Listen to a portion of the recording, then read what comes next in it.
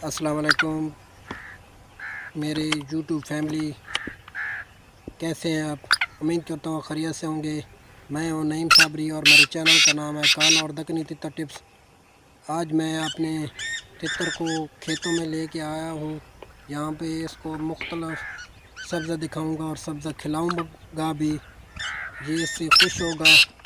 और इस मैं आपको ये बताना चाहता हूँ कि अब दिसंबर जा रहा है, तो दिसंबर के शुरू में या इससे इसी में आप अपने तितर को, अगर चाहते हैं कि आपका तितर ज़्यादा बुलाई करे, मस्ती भी करे, तो मैंने एक खुराक बनाई है, वो भी आपके साथ शेयर करता हूँ। खुराक ये है कि आपने अपने तितर को आधा किलो बाजरा ले लेना।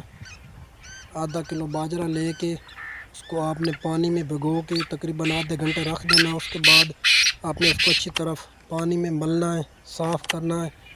साफ़ करने के बाद जो उसमें जो मिट्टी मैल वगैरह होगी वो उतर जाएगी। उसके बाद आपने उसको पानी से पुन लेना है, अलहदा कर लेना है और धूप पे रखना है तकरीबन आधा घंटे। जब वो खुश्क हो जाए तो उसके बाद आपने भेड़ का दूध लेना 1 किलो। अक्सर देहातों और पिंडों में भेड़ का दूध आसानी से मिल जाता है। अगर आपको पास भेड़ का दूध अवेलेबल नहीं है तो आप गाय का भी इस्तेमाल कर सकते हैं, लेकिन सोने पे सुहागा भेड़ का दूध है। जितने रिज़ल्ट भेड़ के दूध से आता है इतना रिज़ल्ट किसी में नहीं आता, लेकिन बरकैफ अगर मजबूरी है तो फिर आप इस्तेमाल कर सकते हैं। आपने ये करना ये है कि भेड़ का दूध अगर नहीं मिल रहा तो गाय का दूध ले लें 1 किलो। इन दोनों बाजरा और दूध को आपने मिक्स कर लेना। मिक्स करने के बाद आपने कढ़ाई लेनी है। कढ़ाई में चूल्हे पे आपने इनको चढ़ा देना, ठीक है। आधा घंटा या घंटा इनको हिलाते रहना। नीचे से आग देनी है, ज़्यादा आग की तपिश न दें, थोड़ी थोड़ी आग दें।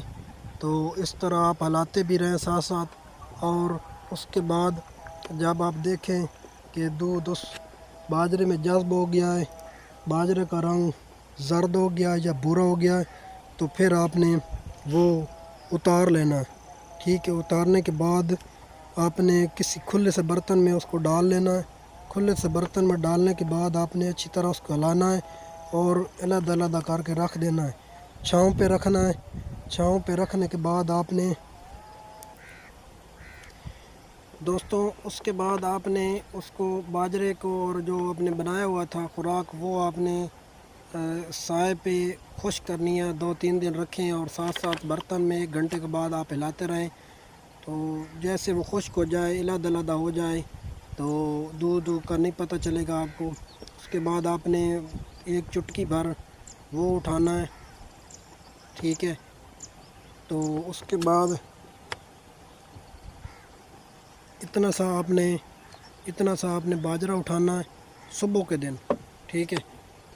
सुबह के वक्त इतना सा बाजरा आपने ले लेना। उसमें एक जो होता है ना टेपा सा, ठीक है, वो आपने शहद की मक्खी का जो होता है ना माखी, पंजाबी में कहते हैं माखी, ठीक है।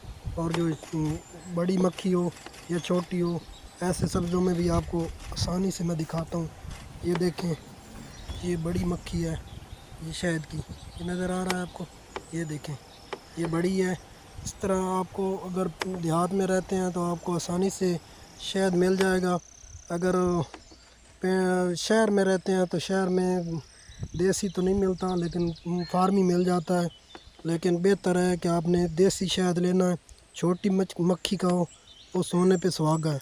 अगर आपने वो ले लिया तो वो आपने 1 टेपा, ठीक है, या 1 कतरा वो आपने अपनी हथेली पे रखना है। वो जो बाजरा इतना सा वो बाजरा वो और 1 कतरा शहद का वो अपनी ऐसे हथेली पे रख के उसको अच्छी तरफ मलना है, ठीक है। उसमें मिला के ना मल के रगड़ के वो आपने अपने जो आपके पास चित्तर होगा उसकी जो प्याली होगी उस प्याली में आपने सुबह के वक्त वो डाल देना है, ठीक है। सुबह के वक्त वो डालें और उसको दें। तो दिन के वक्त आप उसको सब्ज़ा वगैरह खिलाएं, बत्तल खिलाएं। कासनी जो होती है ये भी फ़ायदेमंद होती है। अगर आपके तितर ने क्रीज़ मुकम्मल कर लिया है तो आप उसको बत्तल दे सकते हैं। अगर रोक के रखी है तो फिर भी दे सकते हैं। अगर कर रहा है तितर आपका क्रीज़ तो आपने उसको बत्तल नहीं देनी, ठीक है। ये जो नुस्खा मैंने बताया ये मैं आप खुद